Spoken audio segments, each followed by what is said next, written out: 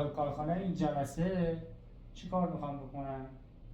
فینگر پاور دست چپ هستش که ضربات رو با این شکل کنم. اول میزنم یه میزان رد میشه، من میزان دوم ورود میکنم،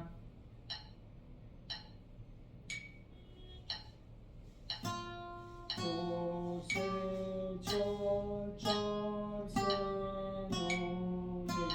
سیم اول رو که مسلط شدن میرم برای سیم دوم که مسلط شدن سیم سوم. بفهمید آقای کارخانه الان براتون زوده ولی میذارم ببینم میتونی باش ارتباط برقرار کنه، یه بار پلی میکنیم با هم دیگه. از اگر میخوای یه میزان دو میزان بذار پسر گلم رد شه، بعدا شروع کن ضربو بگیر.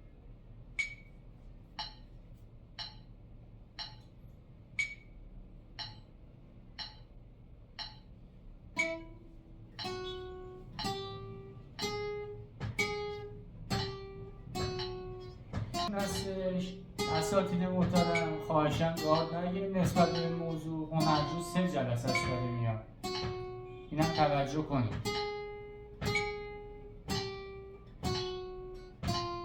ممنون از شما، کافیه.